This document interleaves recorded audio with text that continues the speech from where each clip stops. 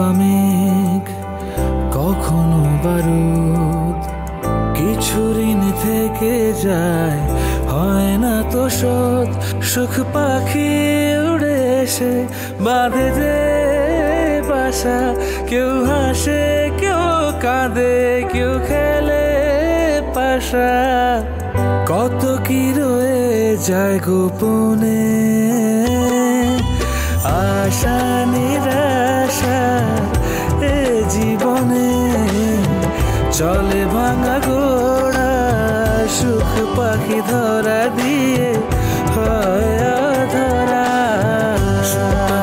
সুখ পাখি সুখ পাখি রে, সুখ পাখি সুখ পাখি সুখ পাখি রে।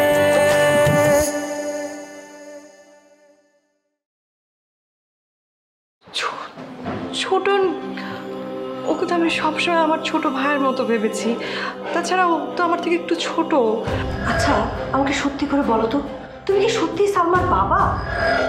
কেন, তোমার সন্দেহ আছে? প্রথম স্বামীর সাথে ডিভোর্স না হয়ে কিভাবে দ্বিতীয় বিয়ের কথা চিন্তা করছো তুমি? কি বলতেছো তুমি? এছাড়া বাবা, এছাড়া আমার হাতে আর কোনো পথ খোলা নেই। আমি তো ভাবিকে কখনোই চোখে দেখি না।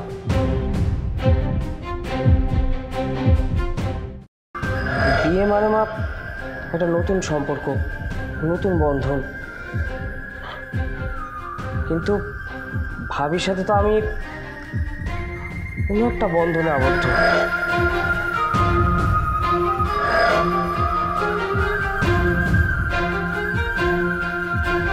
তাছাড়া মা, তোমরা হয়তো ভুলে যাচ্ছ, ভাইয়া কিন্তু যে কোনো দিন ফিরে আসবে। তখন মা সম্ভব না।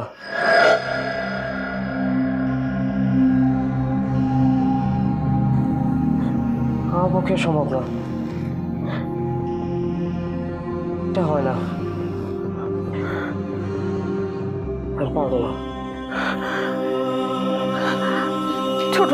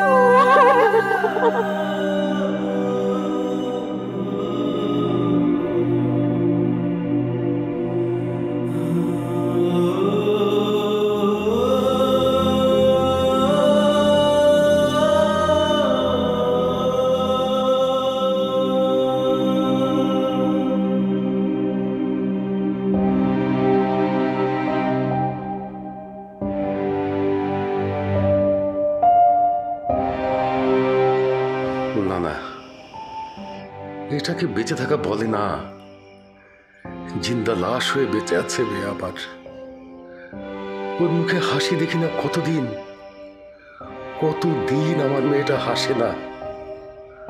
আমি ওর হাসি মুখ দেখেই ভরতে চাই।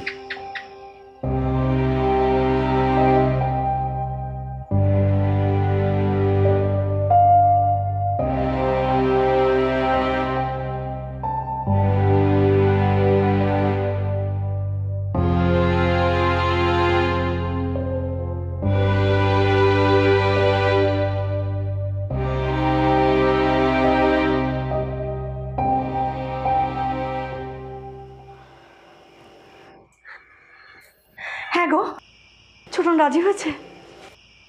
না,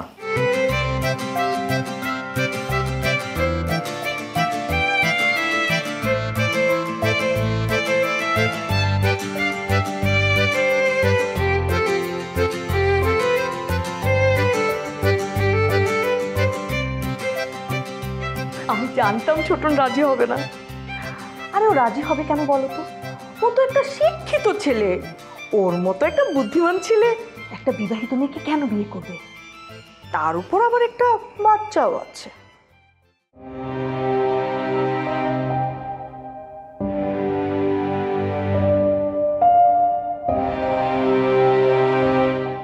যাই হোক, আল্লাহ এতদিনে তোমার মরহুম বড় ভাইয়ের ইচ্ছাটা পূর্ণ করলো বলে, কি বলো?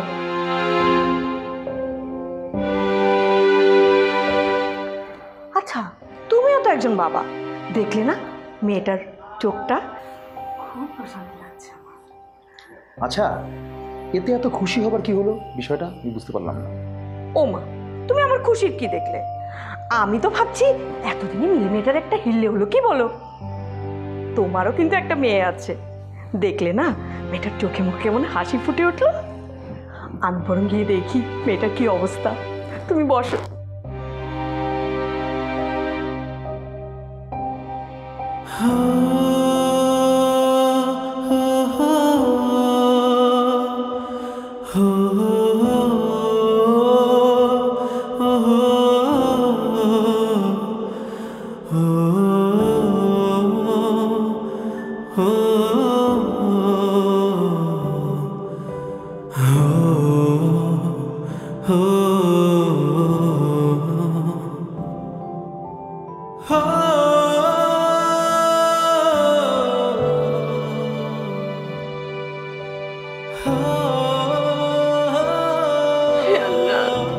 তুমি আমার দাদুকে আমার থেকে আলাদা করো না, আমার থেকে আলাদা করো না আল্লাহ। আমার দাদুর হাসি খুশি মুখটা তুমি মলিন করে দিও না আল্লাহ। তুমি ওকে আমার কাছে রেখো আল্লাহ, আমার দোয়া তুমি কবুল করো আল্লাহ। আল্লাহ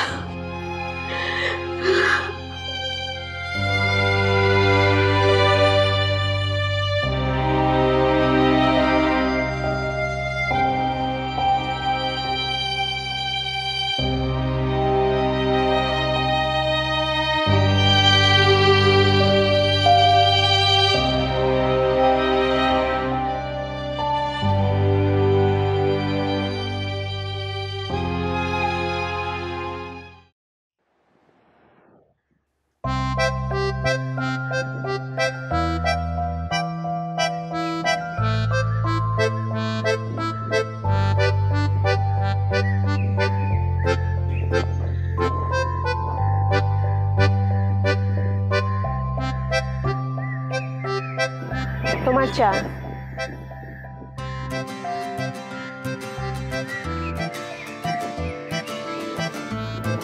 চাটা খেলে তোমার ভালো লাগবে না?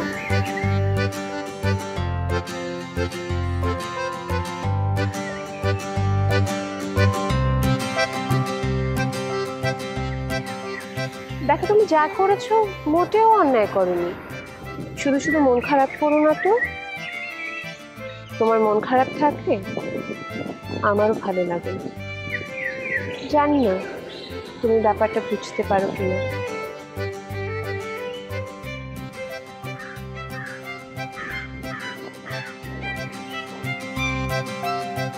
এমন করে তাকিয়ে না থেকে চাটা খাও তো।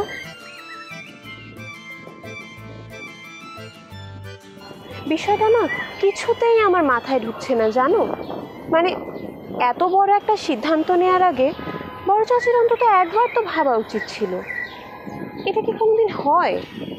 নিজের আপন বড় ভাইয়ের বউ, বাচ্চা, এসব তো সেই মধ্যযুগের রূপকথার ঘটনার মতো। এমন কি এখন হয় বলো? তুমি না ভালোই করেছো। বড় চাচির ইচ্ছে পূরণ করতে গিয়ে তোমার জীবনটা তো।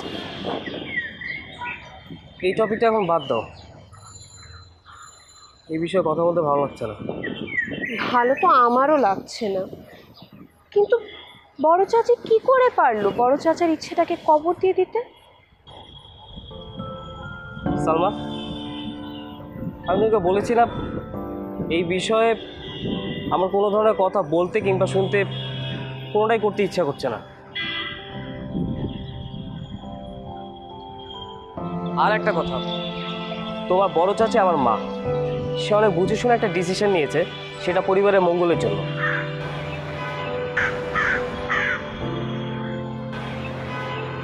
কিন্তু আমার অনেক খারাপ লাগছে, ভেতরে ভেতরে অনেক কষ্টও পাচ্ছি। বিশ্বাস করো, মায়ের সামনে দাঁড়াবার মতো আমার ভেতরে কোনো ধরনের কোনো সাহস নেই। আমি বুঝতে পারছি না, এখানে তো তোমার কোনো দোষ নেই।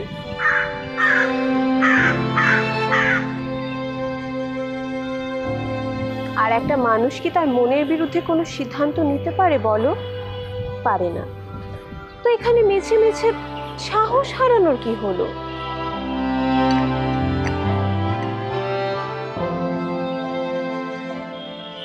তুমি হয়তো বুঝবে না বাবা মা সন্তানের সম্পর্ক কতটা গভীর হয়।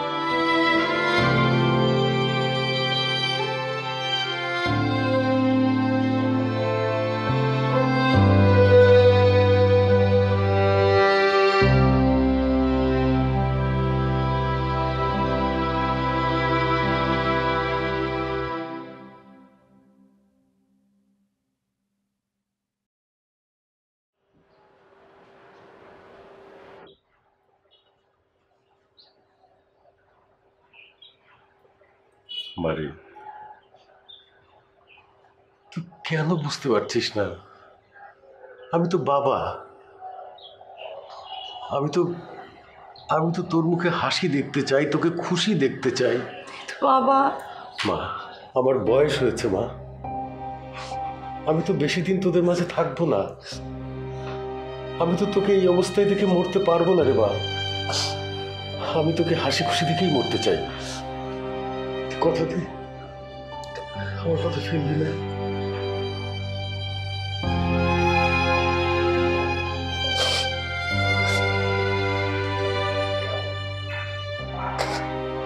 টিয়ার কি হবে বাবা? টিয়া ভালো থাকবে, ছেলেটা ভালো। ও কথা দিয়েছে যে টিয়াকে ওর বাবার অভাব বুঝতেই দেবে না। বাস্তবতা ভিন্ন বাবা। ওই লোক কোনোদিনই টিয়াকে তার নিজের সন্তান বলে ভাবতে পারবে না। বাবা, তুমি একটু বোঝার চেষ্টা করো। তুই যদি এর একটা কথা বলিস, আমি এই বাড়ি থেকে বেরিয়ে আমি আর বাড়ি ফেরত যাব না। দু চোখ যেদিকে যায় সেদিকে চলে যাবো। প্লিজ একটু বোঝার চেষ্টা করো। না, আর কোনো বোঝাবুঝি নাই। তুই টিয়াকে ঘুম থেকে উঠা, ব্যাগ গোছা। আমি তোর শাশুড়ির সঙ্গে কথা বলে আসছি।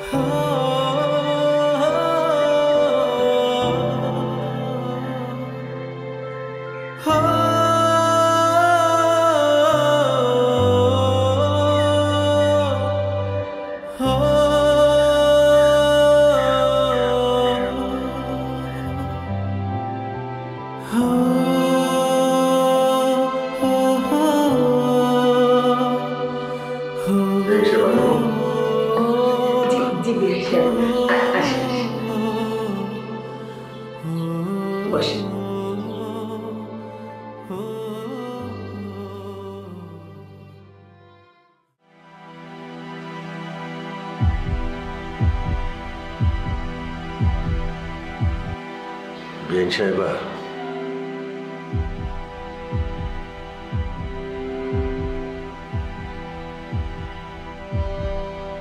আপনি আমাকে ভুল বুঝবেন না।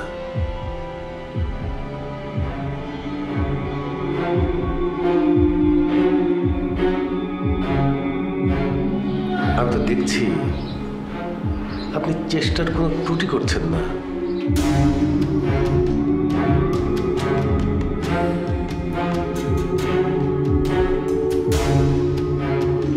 আপনি যেভাবে সিদ্ধান্ত দিয়েছেন আমি তো মেনে নিয়েছি, কিন্তু কিছুতেই তো কিছু হলো না।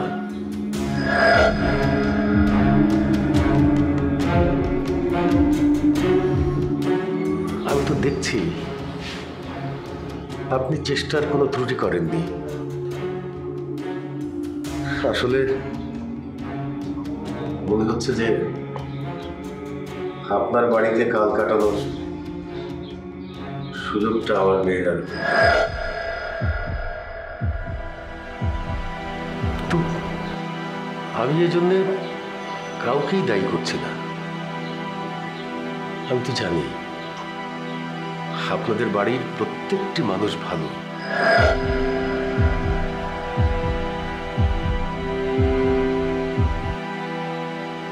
আর ছোটন বাবাজিকেও দোষী করছি না, ওরই বা কি করার আছে। আমি আপনার কাছে বিদায় নিতে এসেছি।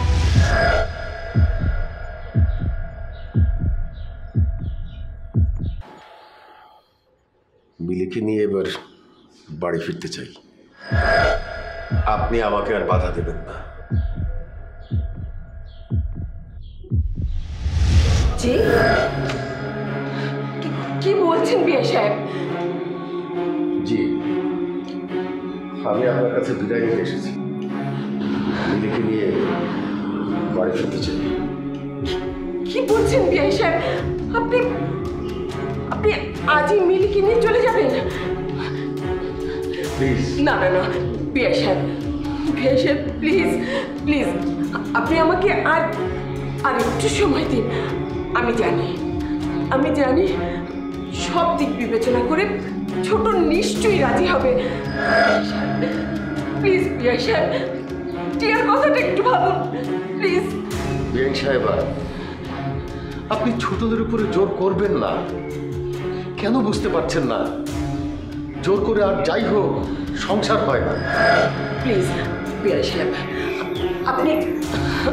আপনি একটু চিন্তা করুন, আপনি একটু সময় দিন আমাকে। আমি যেভাবে হোক ছোটনকে আমি রাজি করাবোই। প্লিজ বিআই সাহেব, আমার কথাটা রাখুন প্লিজ। আপনি আর কয়েকটা দিন সময় দিন আমাকে। বিআইন সাহেবা, আপনি বৃথাই সময় নষ্ট করছেন। বিআই সাহেব আপনি আর একবার ভাবুন প্লিজ। কেন বুঝতে পারছেন না? জোর করে আর যাই হোক সংসার হয় না। আপনি আর বাধা দেবেন না। সব ঠিক।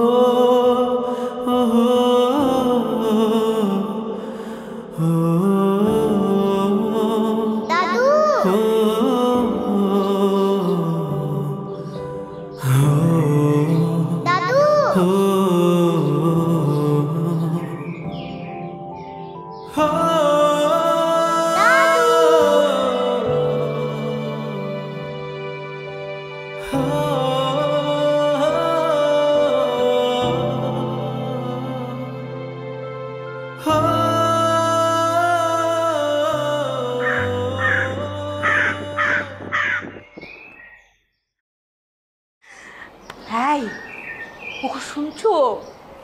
আরে কি বলি, ঘুম হলো তোমার? ওঠো। হ্যাঁ ওঠো না, সুখবর আছে, ওঠো।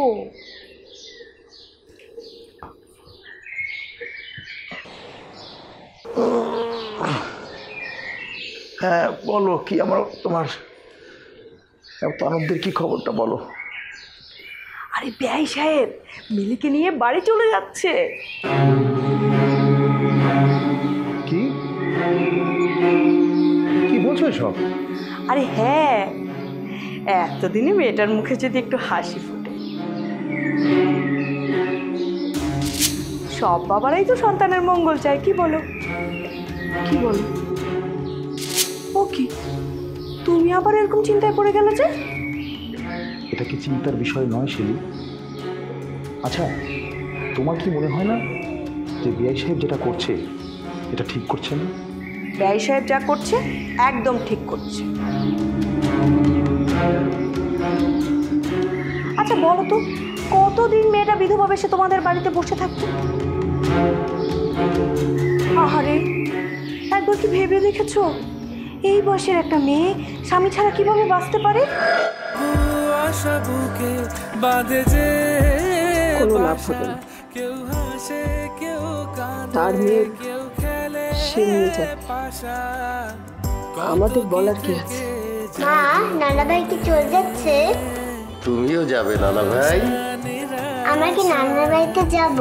জীবনে চলে ভাঙা গড়া সুখ পাখি তোরা দিয়ে বৌমা, তোমার বাবাকে বলো টিয়া কোথাও যাবে না।